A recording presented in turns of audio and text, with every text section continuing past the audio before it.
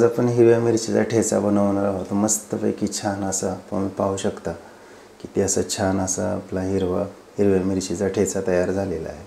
ह्या पद्धतीचा आपण आज ठेचा बनवणार आहोत। तर चला आपण ठेचा बनवायला चालू करूया।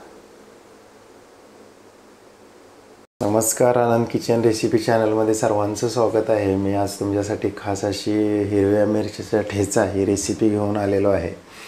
खायला एकदम टेस्टी आहे, स्वादिष्ट आहे आणि थोडंसं तिखट अशी रेसिपी आहे। जर तुम्हाला आळणी खाऊन बोर झाला असला तर हे रेसिपी नक्की करून पहा आणि तुम्हाला जेवणाबरोबर तोंडी लावण्यासाठी ठेचा नक्की बनवा। मी पारंपरिक पद्धतीनुसार हा ठेचा बनवण्याचा प्रयत्न केलेला आहे। जर माझी रेसिपी तुम्हाला छान वाटली तर माझ्या चॅनलला लाईक करायला आणि सबस्क्राईब करायला विसरू नका। तर चला आपण रेसिपी तयार करायला चालू करूया। त्याचा ठेचा बनवण्यासाठी लागणारे साहित्य पाहूया आपण। हे 1 टेबलस्पून मी जिरे यूज करणार आहे। त्यानंतर 1 टेबलस्पून मी हे मीठ यूज करणार आहे। थोडंसं 1/2 टेबलस्पून मी हळद थोडीशी टाकणार आहे। त्यानंतर हे थोडीशी कोथिंबीर घेतलेली आहे, हिरवी कोथिंबीर। 15 ते 16 हिरव्या मिरच्या घेतलेल्या आहेत आणि हे 20 ते 25 ग्रॅम मी शेंगदाणे घेतलेले आहेत। हे शेंगदाण्यामुळे काय होते, तुमचा ठेचा जास्त तिखट होत नाही आहे, खायलाही छान लागतो, मस्त लागतो। तर चला आपण आता ठेचा बनवण्यासाठी हे सर्व फ्राय करून घेऊया। आता आपण सर्वप्रथम 1 टेबलस्पून थोडंसं तेल टाकूया। मिरची फ्राय करण्यासाठी थोडंसं असं तेल टाकूया। ह्याच्यामध्ये तेल जास्त टाकायची गरज नाही आहे, फक्त 1 टेबलस्पूनच तेल वापरा। तर सर्वप्रथम ह्याच्यामध्ये आपण 1 टेबलस्पून जिरे टाकणार आहोत। आपण हे पाहू शकता, 1 टेबलस्पून आपण ह्याच्यामध्ये जिरे टाकायचं आणि हे जी फ्लेम आहे ते आपण लो करायची आहे, जास्त करू नका, हाय करू नका, त्यामुळे कसं करपण्याची शक्यता असते। लो करून घ्या। त्यानंतर ह्याच्यामध्ये आपण थोडंसं हलकंसं हळद ॲड करू। त्यानंतर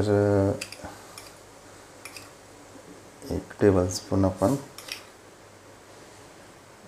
मीठ ॲड करूया। थोडंसं हलवून घेऊया ह्याला।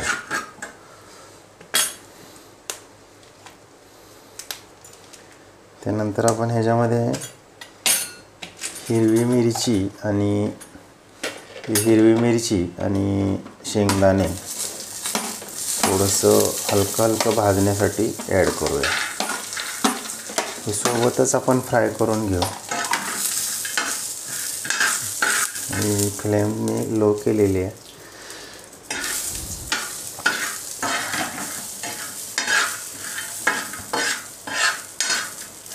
ही कसं हिरवी मिरची तुम्ही जेव्हा भाजून घेता कच्ची टाकू नका।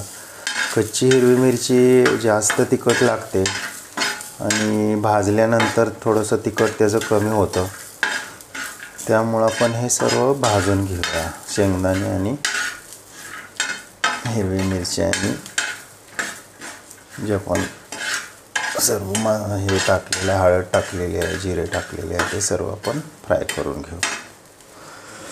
तर कोथिंबीर आपण भाजणार नाही आहे। कोथिंबीर आपण नंतर जेव्हा आपण खलबत्त्यामध्ये बारीक करू तेव्हा आपण कोथिंबीर त्याच्यामध्ये ॲड करणार आहे।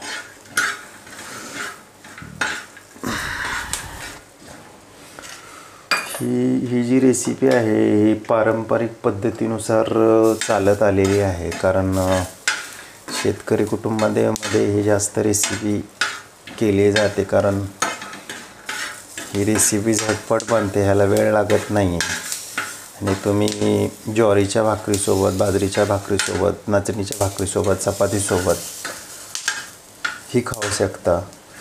किंवा जर तुम्हाला तोंडी लावायला हे असेल, भाजीसोबत वरण भात केलेला आहे आणि तोंडी लावायला काही नाही, तर तुम्ही हा ठेचाही करू शकता थोडासा। चला आपण हे भाजलेलं आहे, पाहू शकता आपण आता गॅस बंद करून घेऊ. जास्त भाजायचं नाही आहे, हलकंसंच भाजून घ्यायचं आहे. हे आपण मिश्रण काढून घेऊया.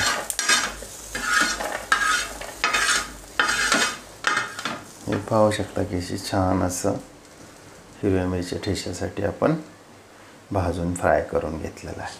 आणि ही कोथिंबीर अशीच टाकणार आहे, ह्याला फ्राय करायची गरज नाही आहे. आपण हे आता हे खलबत्त्यामध्ये बारीक करून घेऊ आपण छानपैकी असं. तुमच्याजवळ जर खलबत्ता नसेल तर तुम्ही मिक्सरमध्येही बारीक करून घ्या. पण मिक्सरमध्ये बारीक केल्यानंतर ही जी टेस्ट आहे ती थोडीशी कमी होते. मिक्सरमध्ये थोडीशी वेगळी टेस्ट लागते आणि तुम्ही जी खलबत्त्यामध्ये केलेला जो ठेचा आहे त्याची टेस्ट वेगळी लागते. तर आपण हे खलबत्त्यामध्ये बारीक करून घेऊया. ह्या ठेच्यामध्ये मी 5 ते 6 लसणाच्या पाकळ्या ॲड केलेल्या आहेत. अजून ह्याला ठेच्याला बारीक करून घेऊया आपण. आपला मिरचीचा ठेचा तयार झालेला आहे. पाहू शकता तुम्ही कसं आता छान असा आपला मिरचीचा ठेचा तयार झालेला आहे. ही जी रेसिपी आहे तुम्ही बाजरीच्या भाकरीसोबत किंवा ज्वारीच्या भाकरीसोबत की नाचणीच्या भाकरीसोबत किंवा चपातीसोबत ही खाऊ शकता. एकदम मस्त लागते. आणि तुम्ही जेवणामध्ये तोंडी लावण्यासाठी हा ठेचा तयार करू शकता. जर ही रेसिपी तुम्हाला जर छान वाटली तर माझ्या चॅनलला लाईक करा, शेअर करा, सबस्क्राईब करा. आणि तुमच्या फ्रेंडला, तुमच्या फॅमिलीमध्ये माझा हा व्हिडिओ सेंड करा. आणि तुमच्या अनमोल जी प्रतिक्रिया आहे ती मला कळवायला विसरू नका. आणि माझा चॅनल शेअर आणि सबस्क्राईब करायला विसरू नका. तसं आता छान असा पारंपरिक पद्धतीनुसार आपला ठेचा तयार झालेला आहे. अशा नवनवीन रेसिपीसाठी मी अजून नवनवीन रेसिपी जी पारंपरिक पद्धतीनुसार बनवणार आहे तुम्हाला नक्कीच पाहायला मिळतील. तर ही रेसिपी तुम्ही नक्की करून पहा आणि तुमच्या प्रतिक्रिया कळवायला मला विसरू नका. चला, धन्यवाद. Bye bye.